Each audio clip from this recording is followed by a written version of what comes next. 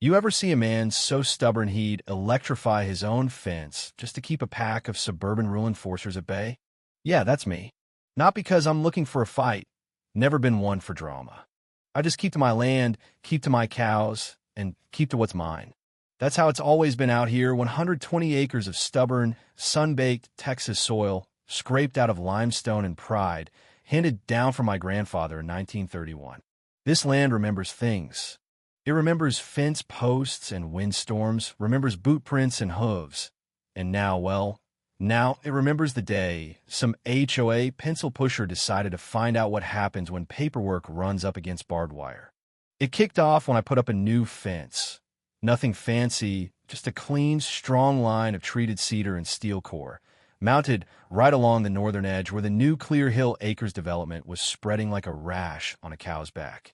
The fence ran a solid 500 yards, parallel to the fresh road the developers carved through what used to be grazing land. I put up cameras every 50 feet, solar rigged, all built by hand. Signs every 10, private property. No trespassing. Video surveillance. Simple, right? You'd think so, but not for these folks. First shot across the bow came in a pristine white envelope, all embossed and folded like it was from the governor. Signed by some guy named Bradley Sloan, President, Clear Hill Acres Homeowners Association. Never heard of him. Never heard of the HOA, either. According to Bradley, my visual barrier violated Section 4.2 of their neighborhood covenant, and I had 30 days to remove all non-compliant fencing structures for aesthetic harmony. I nearly spit my coffee out laughing at that. 30 days? They could have told me to move a mountain, and I'd have taken it more seriously. I didn't even bother responding. Figured they'd checked the wrong box and sent that letter to the wrong man.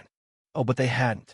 Second letter landed 2 weeks later, even thicker, printed on legal stationery. This time, it cited continued violation, non-response, and even attached a blurry satellite map with a big red outline over my land, like it belonged to them. That got my attention. So I wrote back, all caps on line, notebook paper, just to get under their skin. Told them plain as day, my property wasn't, and never will be part of Clear Hill Acres. Attached a copy of my deed, county parcel registration, boundaries going back before World War II. Signed it. Clay Banner, owner, independent as hell. God bless Texas. Week went by. 2. I figured that'd be that. But trouble doesn't always knock, it climbs. One afternoon, I'm fixing a busted water valve, get a ping on my motion sensor. Pull up the camera, and there's 2 dudes in HOA polos right at my fence, snapping pictures like they're working a crime scene. One actually starts climbing over. I didn't say a word. The sign was right in front of his face. I just saved the footage. Not even 3 days later, after a windstorm, I noticed the top wire on the fence is cut, clean, right at shoulder height, bolt cutters by the look of it, right beneath the "No Trespassing" sign. Pull up the camera, there's the same guy, clipboard and logo tee, crawling along my line like a possum on a mission. First police report went in that evening. Officer Judson came out, good man, helped me with loose cattle before. Watched the footage and just shook his head. That's criminal trespass, Clay. And if he cut your fence, that's property destruction, plain and simple. I nodded. You know what the worst part is? I asked, what's that? They act like they're doing me a favor. He just grinned. HOA types. They forget where the pavement ends. Truth is, I wasn't mad. Not yet. Dealt with rustlers and floods and brush fires before. This was just insulting. But I could feel the sharp edge of something pushing in from the suburbs, trying to tell the country boy how to live. Thing is, I don't start fights, but if one shows up at my gate pretending to be law, I finish it. So I stopped playing defense. I always figure a man's word ought to be worth more than the paper it's printed on, but apparently, that's extinct in Clear Hill Acres. After the fence got cut, I figured the point was made, but next thing I know, they doubled down.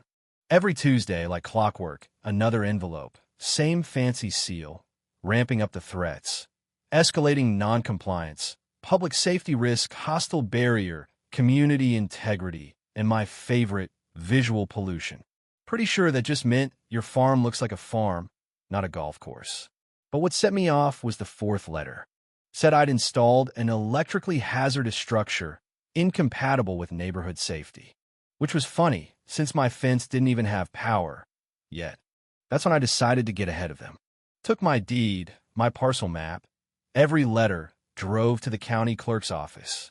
Miss Roberta at the front desk. Her granddad shot my granddad's horses. She scans the docs, pulls up zoning. "You're not in their HOA footprint, Clay," she says, pointing at a faded border. "Their boundary ends 40 feet south of your fence. They're overreaching, plain and simple." I grinned. "Appreciate it, Roberta. Mind printing that for me?" "Oh, honey, I'll laminate it." Walked out with legal proof and mailed a copy to Bradley with a sticky note. "Stop trespassing. You're out of your jurisdiction." Thought that'd settle it. Nope. 2 nights later, just before midnight, my phone buzzes, motion alert. Camera shows someone creeping the north fence, hoodie, backpack, something glinting in his hand. Bolt cutters again. I'd replace that stretch with a decoy wire, rigged with a little dye pack. Not dangerous, just messy. Next morning, bright orange splotch across the post, like a warning from God. This was sabotage now, personal. Printed the footage, filed a second report. Officer Judson comes back. "Same guy. Looks like it. You going to war over this fence?" I look down the line at those cookie-cutter houses. Not going to war, but I'll make damn sure they remember where my line is. So I gotta work. Military taught me. Defense without deterrence is just an invitation. These boys didn't get the message from wood and wire. Fine. I upgraded. Full livestock electrification system. Legal, non-lethal, but enough zap to make a 2,000-pound bull rethink his life. Solar-powered, grounded, reflective warning signs every 10 feet. I wasn't trying to hurt anyone. Voltage was lower than most dog collars. But I wanted them to think twice. And maybe, just maybe, remind the yuppies next door what a working ranch feels like. 2 days after flipping the switch, I'm fixing an irrigation line. Hear a yelp and some cussing. Check the camera.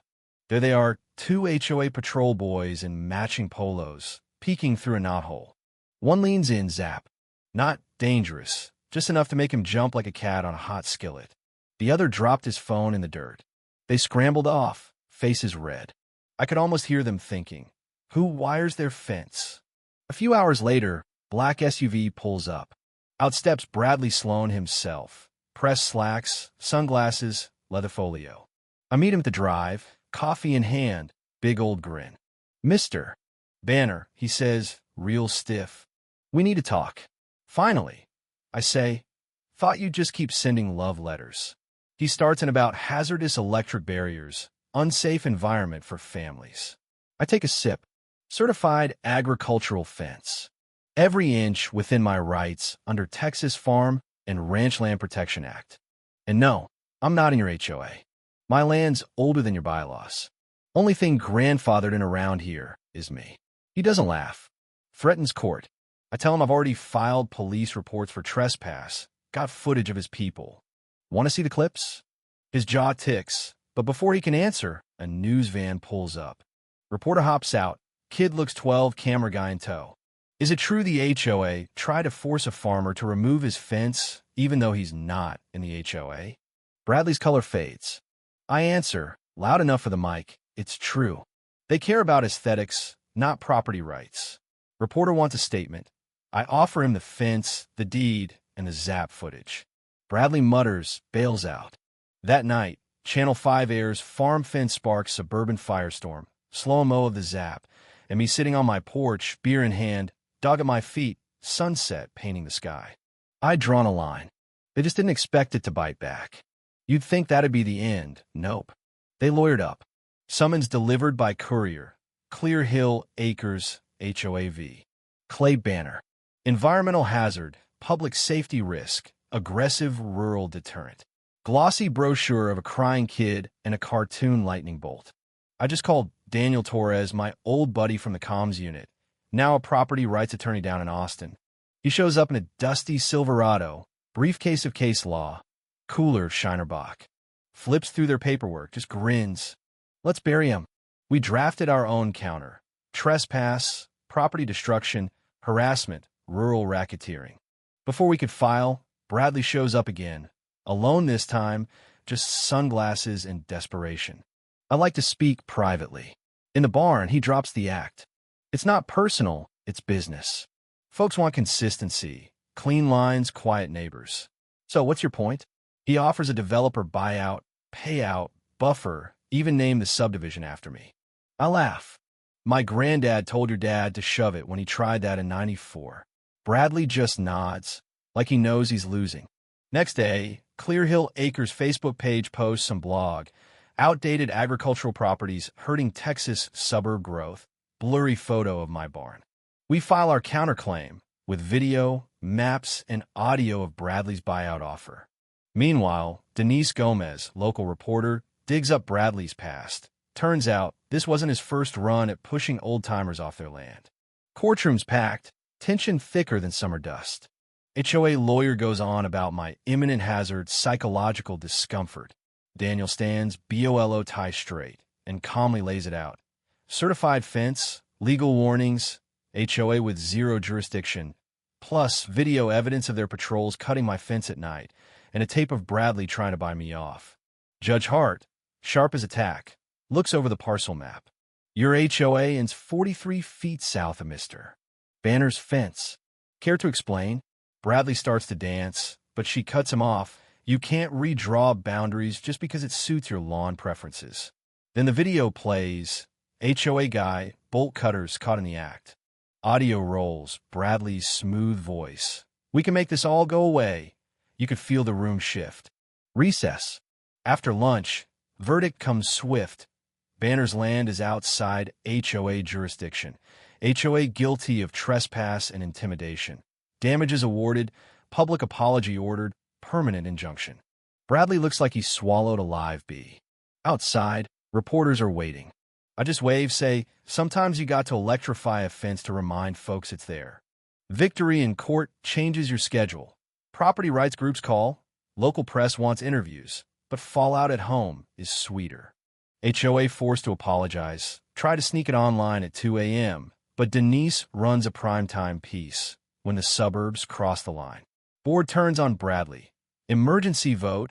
He resigns in disgrace. Neighbors call. Quiet ones. Didn't know it went that far. I'm sorry. One even bakes a pecan pie. Best calls from Harold Kim, young rancher 2 counties over, facing the same fight. Developers, HOA's threats. I invite him down, show him my setup, electroperimeter, cameras, laminated maps. This isn't just wire, it's proof. Hold your line. By Sunday, we've got 4 more landowners linked up. Daniel gives legal templates pro bono. Denise offers media coverage. We call it the Fence Line Network. County updates its policies for stronger landowner protection. Roberta laminates more deeds than ever. Bradley tries consulting in Austin. No takers. Last anyone heard, a developer flat out told him, "Aren't you the guy who got zapped by that farmer?" Sometimes I pass that patch of open land between my fence and their sidewalk. Still empty, grass and silence, like the earth itself remembers. I tip my hat every time. A year passes, seasons roll, land holds steady, fence stays up. HOA sticks to its side now. My land's back to cattle and feed and keeping the coyotes guessing. Kids from town swing by for school projects. High schoolers want to film the legendary shock fence. I just laugh and hang a little metal sign someone left in my mailbox. We're not in your HOA. We're on our own land. Hung it right on the new barn, sun shining off it every evening. That barn went up with Harold and the fence line crew. Stories, tools, a lot of bad jokes. Daniel swings by, jokes about putting our network on a t-shirt. Media buzz fades, but the message sticks. Lawmakers whisper about new bills, but that's someone else's fight. I fought mine. One morning, walking the land at sunrise, I spot a little boy and his dad at the fence. "Is this the electric one, Daddy?" Dad nods. "Yep, that's the fence from TV." I walk over. "Don't worry, it's off right now." The boy looks up wide-eyed. "Did you really zap a whole neighborhood?" I chuckle. "Nah, son, just reminded him where their neighborhood ends." They laugh. Dad thanks me, says he's had people try to push him off his spot too. That night, porch swing, dog on my feet, coyotes howling, wind in the mesquite. The fence hums, steady and patient. They came at me with bylaws and board meetings. I answered with steel, voltage, and a Texas property code. They wanted uniformity. I gave them a legacy. Let them pave the world if they want. This strip of Texas dirt is mine, and it always will be. So, let me ask you, what would you do if the line between what's yours and what's theirs came under attack? What do you draw it? Drop your story or your take in the comments. Let's hear how you'd hold your ground. Because out here, the only thing that matters is knowing what's yours and never letting anyone, HOA or otherwise, talk you out of it.